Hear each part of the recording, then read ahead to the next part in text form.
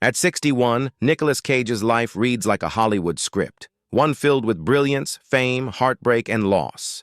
For decades, he's been one of the most fascinating actors of his generation. An Oscar winner with unforgettable performances in films like Leaving Las Vegas, National Treasure, and Face Off, but behind the eccentric energy and wild characters lies a man who has endured staggering personal and financial tragedies that few could imagine. Cage was once one of Hollywood's highest-paid stars, earning over $150 million from acting alone. Yet, just a few years later, he found himself broke, forced to sell off his lavish homes, yachts, and even rare dinosaur skulls to cover debts. It wasn't just about money. It was about pride, heartbreak, and the weight of choices that spiraled out of control. His personal life has been equally turbulent. With multiple failed marriages, a strained relationship with his son, and deep losses that shattered him emotionally, Nicolas Cage's story is a haunting reminder of how fame can both make and destroy. Despite all this, he never stopped working. From small indie films to major blockbusters, Cage has continued to pour his soul into his craft, often using his pain as creative fuel. Now, at 61, fans see not just the wild, unpredictable actor, but a man who survived some of life's harshest storms, still standing, still acting, still fighting. The tragedy of Nicolas Cage isn't just about wealth lost or fame faded. It's about the human behind the legend, who's lived through chaos, love, and loss under the unforgiving glare of Hull before Nicolas Cage became one of the most unpredictable and electrifying actors in Hollywood. He was just Nicolas Kim Coppola, a shy, ambitious kid growing up under the shadow of one of the most powerful names in film. Born on January 7, 1964, in Long Beach, California, Cage was the nephew of legendary director Francis Ford Coppola, known for The Godfather. But young Nicolas didn't want a career handed to him. He wanted to earn it. Even as a teenager, Cage burned with a wild determination to stand out. He changed his last name from Coppola to Cage, inspired by Marvel's Luke Cage, a symbol of strength and independence. He wanted to build his own identity, away from family fame, and prove that his success would come from talent, not privilege. But Hollywood wasn't kind in the beginning. Casting directors saw him as eccentric, unpredictable, too intense for the roles he auditioned for. Yet Cage refused to tone it down. He studied every movement, every emotion, pouring his soul into his characters. His first breakout came in Valley Girl, 1983, where his raw energy and unpredictable charm caught everyone's attention. From there, Cage became a force. Films like Raising Arizona and Moonstruck showed the world that he wasn't just another actor. He was a phenomenon. He could be funny, tragic, romantic, and completely unhinged, often all at once. Directors either loved him or feared him, but everyone agreed. Nicolas Cage was different. Behind the scenes, though, Cage's intensity wasn't an act. He lived with the same fire off-screen that he showed on camera. He'd immerse himself in roles so deeply that it sometimes blurred the line between character and self. For Birdie, 1984, he had his teeth pulled out without anesthesia to feel his character's pain. For Vampire's Kiss, he actually ate a live cockroach. To Cage, acting wasn't pretending. It was living truth through madness.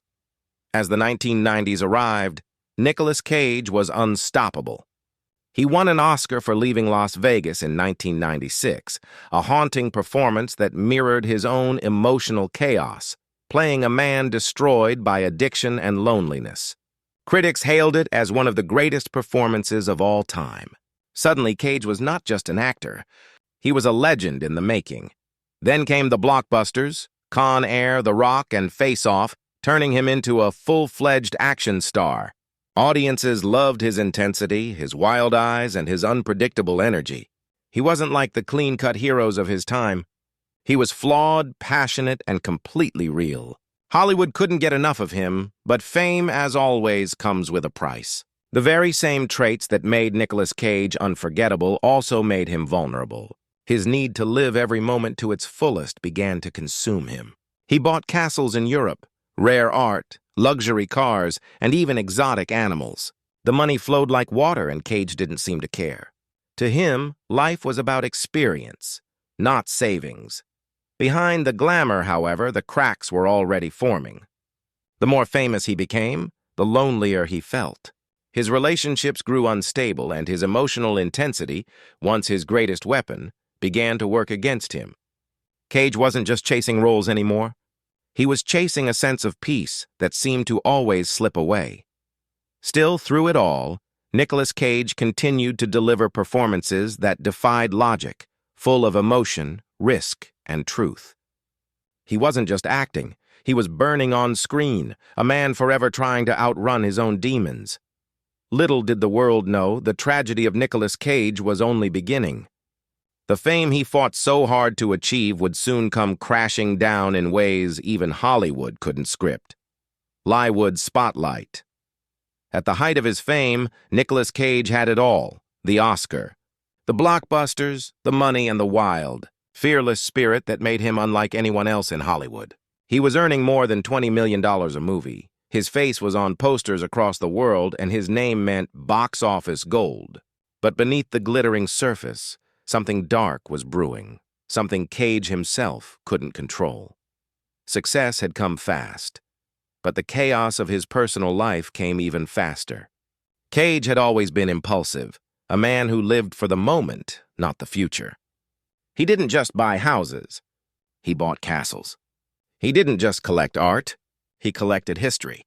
From a $25 million mansion in Newport Beach to a Bavarian castle in Germany, from private islands in the Bahamas to a 67-million-year-old dinosaur skull, Cage spent money like it was infinite. He once owned over 15 homes, countless luxury cars, and a massive collection of rare artifacts. But when the 2008 financial crisis hit and unpaid taxes came knocking, his empire began to crumble. The IRS demanded over $6 million in back taxes, and Cage suddenly found himself drowning in debt. What followed was nothing short of heartbreaking. Piece by piece, the actor who had lived like a king had to sell off everything he owned. The castles, the mansions, the island, all gone. Even the dinosaur skull had to be returned after it turned out to be stolen property. The headlines were merciless. Nicolas Cage loses his fortune. Cage forced to sell his dream homes. For many, it was just another Hollywood story of fame gone wrong. But for Cage, it was deeply personal. He didn't just lose money, he lost a part of himself. Acting had always been his escape, his way of turning pain into art. But now, he was forced to take any role offered, no matter how small or strange, just to survive. Critics mocked him for appearing in low-budget films, unaware that behind every paycheck was a man trying to rebuild his life from the ashes. And then came the heartbreaks that no amount of money could fix. His marriages crumbled, 5 in total, each leaving behind a deeper wound. His relationship with his son Weston became strained, and the weight of failure pressed heavily on his heart. The same intensity that once made him magnetic now made him seem fragile, like a man haunted by his own legend. Cage once said in an interview, "I don't look at my life as tragedy. I see it as a test." But even his resilience couldn't hide the exhaustion in his eyes. He had been to the top of the world and then thrown into its darkest corners. And yet, through every storm, Nicolas Cage refused to give up. Instead of disappearing, he turned to independent cinema, working with smaller directors who valued his raw emotion and depth. Films like Joe, Mandy, and Pig reminded the world that despite everything, the debts, the ridicule, the scandals, Nicolas Cage was still one of the greatest actors alive. In Pig, he gave one of the most heartbreaking performances of his career. A quiet, wounded man searching for something pure in a world that had forgotten kindness. It wasn't just acting, it was redemption. Through pain and loss, Cage rediscovered the reason he became an actor in the first place.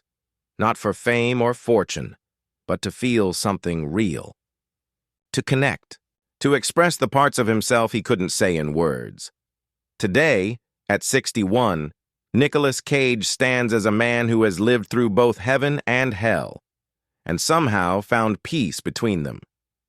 His story isn't just one of tragedy, but of survival. He may have lost his fortune, his fame, and his fairy tale life, but what remains is something far greater, a soul that refused to break, even when the world tried to destroy him. When Nicolas Cage hit rock bottom, many believed his career was over. The Hollywood king who once ruled the box office had become a tabloid punchline. The actor who commanded millions was now starring in low-budget films that went straight to DVD. But what the world didn't understand was that Cage wasn't chasing fame anymore. He was chasing freedom. For Cage, the fall wasn't the end. It was the beginning of something new, something honest. He no longer had agents controlling his image or studios dictating his worth. He had nothing to lose, and that's when he became truly dangerous again.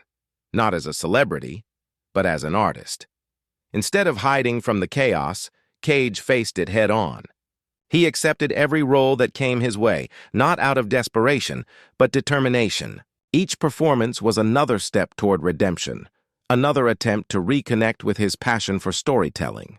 The films may not have had massive budgets, but they carried something far more powerful, raw,